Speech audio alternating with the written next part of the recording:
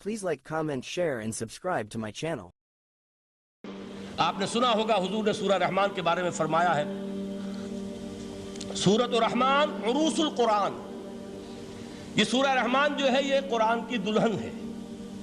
جیسے دلہن کو آپ خوشنما لباس پہناتے ہیں، آراستہ پیراستہ اس کو گہنے اور اس کو زیور پہناتے ہیں، تو جس طریقے سے سجاتے ہیں آپ دلہن کو، اللہ تعالیٰ نے ایک سورت قرآن مجید میں یہ ایسی رکھی ہے سورہ رحمان کہ اسے خوب سجایا ہے.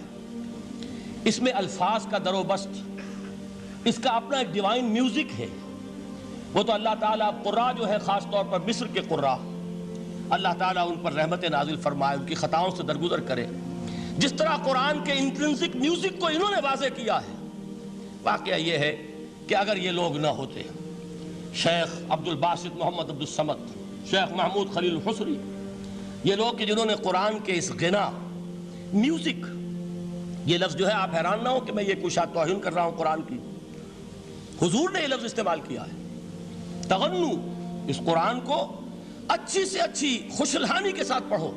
من لم یتغن بالقرآن فلیس منا، جو قرآن کو بہتر سے بہتر انداز میں، اچھی سے اچھی آواز میں، خوشلحانی کے ساتھ پڑھنے کی کوشش نہیں کرتا، وہ ہم میں سے نہیں ہے. بلکہ ایک مرتبہ حضور رات کے وقت آپ گشت پر تھے اپنے ساتھیوں کے حالات معلوم کرنے کے لیے. حضرت ابو موسیٰ اشعری رضی اللہ تعالیٰ عنہ ایک صحابی ہیں، ان کے گھر کے پاس سے گزر ہوا. وہ رات کو تہجد پڑھ رہے تھے، کھڑے ہوئے کیف کے عالم میں قرآن تلاوت کر رہے ہیں. حضور کو بہت پسند آئی ان کی قرات، کافی دیر تک وہاں کھڑے سنتے رہے. اب انہیں کیا پتا کون سن رہا ہے. بالکل اسی طرح سمجھ لیجئے ایک بات یاد آئی ہے. حضور فرماتے ہیں کہ جس طرح کان لگا کر اللہ قرآن کو سنتا ہے، کسی چیز کو نہیں سنتا. ہمیں نظر نہیں آتا نا، ہمیں معلوم نہیں. ہم قرآن پڑھ رہے ہیں تو سننے والا کون ہے؟ سب سے زیادہ کان لگا کر خود اللہ. یہاں اس لیے مجھے یاد آیا کہ ابو موسیٰ اشعری کو کیا پتا تھا کہ کون سن رہا ہے. وہ اپنی کیفیت میں نماز میں تہجد میں قرآن کی تلاوت کر رہے تھے. اور ظاہر بات ہے ان کے گھر ایکڑوں میں بنے ہوئے نہیں تھے، ایک ایک کمرہ، ایک ایک کوئی حجرہ، ایسے ہی تو گھر تھے نا صحابہ کے. لہذا حضور پاس سے گزرے، آواز آئی، کافی دیر سنتے رہے. اس کے بعد آپ تشریف لے گئے. صبح فجر میں ملاقات ہوئی تو حضور نے تحسین کے انداز میں فرمایا، یا ابا موسیٰ انک قد اوتیت مزمارا من مزامیر آل داؤد. اے ابو موسیٰ، تمہیں تو آل داؤد کے سازوں میں سے ایک ساز اللہ نے عطا فرما دیا ہے. جس طرح حضرت داؤد، لہن داؤدی مشہور ہے کہ جب وہ پچھلے پہر رات کو حمد کے ترانے الاپتے تھے، قرآن میں ہے کہ پرندے شامل ہو جاتے تھے ساتھ، اور پہاڑ وجد میں آتے تھے، پہاڑ بھی ان کے ساتھ شریک ہوتے تھے.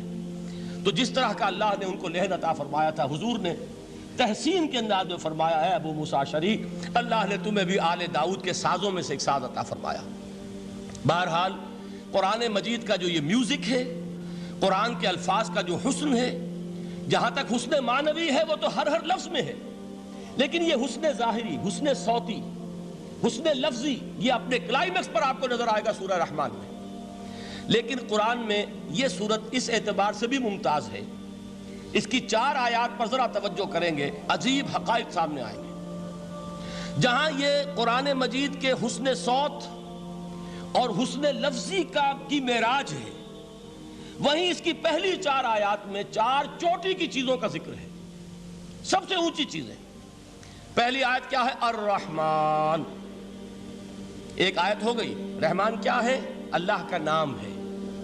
کبھی آپ نے غور کیا اللہ کے ناموں میں سب سے پیارا نام کون سا ہوگا؟ رحمان. کیوں؟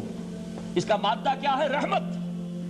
ہمیں سب سے بڑھ کر جس چیز کی ضرورت ہے وہ کیا ہے؟ رحمت خداوندی. نام اچھی طرح سن لیجئے اس حضور کے قول کو. حضور فرماتے کوئی شخص جنت میں مجرد اپنے عمل کی بنیاد پر داخل نہیں ہو سکے گا جب تک کہ رحمت خداوندی دستگیری نہ کرے. کسی صحابی نے بڑی ہمت اور جرأت کا ثبوت دیا کہ پوچھ لیا، کیا حضور آپ بھی؟ جب آپ نے فرمایا کوئی شخص داخل نہیں ہو سکتا جنت میں محض اپنے عمل کی بنیاد پر جب تک کہ رحمت خداوندی جو ہے وہ دستگیری نہ فرمائے. پوچھا گیا کیا آپ بھی؟ آپ نے فرمایا ہاں میں بھی. آپ انداز کیجئے کہ اگر محمد الرسول اللہ بھی رحمت خداوندی کے ضرورت مند ہوں تو تاب دیگراں چے رسد، ہماری تو سب سے بڑی ضرورت رحمت خداوندی ہے. اب یہ رحمت جو ہے قرآن مجید میں اللہ تعالیٰ کی یہ شان 2 الفاظ کے ذریعے سے آتی ہے، رحیم اور رحمان. اور کوئی مادہ نہیں ہے جس سے دو نام بنتے ہوں اللہ کے، لیکن یہ مادہ ہے واحد رحمت کا کہ جس سے رحمان بھی ہے رحیم بھی ہے۔ رحیم صفت مشبہ ہے، رحمت دائم ہو جائے گی، مستقل ہوگی تو رحیم کہیں گے، اور رحمان اس میں رحمت کی ہے وہ شان ہے کہ جیسے ٹھاٹھے مارتا ہوا سمندر ہو، ہیجان کی کیفیت، طوفانی کیفیت، رحمت خداوندی کا طوفانی جوش، وہ ہے رحمان۔ آپ تو رہتے اس علاقے میں ہیں، آپ کو معلوم ہے عرب اگر بھوکا مرا جا رہا ہو تو کیا کہے گا؟ انا جوعان۔ پیاسا مرا جا رہا ہو انا عطشان۔ بہت غضبناک ہوگا غضبان، غضبان آصفہ قرآن میں آیا ہے، بہت غضبناک۔ رحمان جس کی رحمت جو ہے جوش میں ہے، ٹھاٹھے مارتے ہوئے سمندر کے مانند۔ تو یہ اللہ تعالیٰ کے ناموں میں سب سے پیارا نام۔ اب آگے چلیے، الرحمن علم القرآن، رحمان نے قرآن سکھایا۔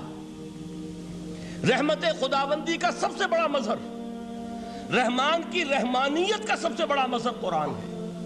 ان میں جو منطقی ربط ہے اس کو سمجھتے جائیے۔ اچھا آپ یہ سوچئے، جو علم بھی انسان کو حاصل ہوا وہ کس نے دیا؟ اللہ نے۔ سائنس کا علم کس نے دیا؟ اللہ نے۔ علم آدم الاسماء کلہا، وہ علم الاسماء جو حضرت آدم کو دے دیا گیا تھا ازل میں، یہ اسی کا ظہور ہے، یہ اسی کی ایکسفولیشن ہے جو ہو رہی ہے اور ہوتی رہے گی ابھی۔ اور دوسرے علم ہے وہ کس نے دی؟ اللہ نے دی۔ لا یحیطون بشیء من علمہ الا بما شاء، مخلوق میں سے کوئی اللہ کے علم میں سے کسی شے کا احاطہ نہیں کر سکتا مگر وہ جتنا اللہ دینا چاہے۔ لیکن یہ کہ تمام علوم میں چوٹی کا علم قرآن۔ نوٹ کرتے جائیے، اب چوٹی کی چیزیں جمع کیجئے۔ اللہ کے ناموں میں چوٹی کا نام رحمان، اللہ نے جو کچھ انسان کو سکھایا اس میں چوٹی کا علم قرآن۔ خلق الانسان، انسان کو پیدا فرمایا۔ سوال یہ کہ حیوانات کو کس نے پیدا فرمایا؟ آسمان کس نے پیدا کیے؟ زمین کس نے پیدا کی؟ فرشتے کس نے پیدا کیے؟ کیا مطلب خلق الانسان؟ اس کی تمام مخلوقات میں اس کا کلائمیکس، اس کی تخلیق کی معراج، اس کے تخلیق کا نقطہ عروج انسان ہے۔ یہ ہے کہ جو مسجود ملائک بنا ہے۔ وَلَقَدْ كَرَّمْنَا بَنِي آدَمَ وَحَمَلْنَاهُمْ فِي الْبَرِّ وَالْبَحْرِ وَرَزَقْنَاهُمْ مِنَ الطَّيِّبَاتِ وَفَضَّلْنَاهُمْ عَلَى كَثِيرٍ مِّمَّنْ خَلَقْنَا تَفْضِيلًا۔ Please like, comment, share, and subscribe to my channel.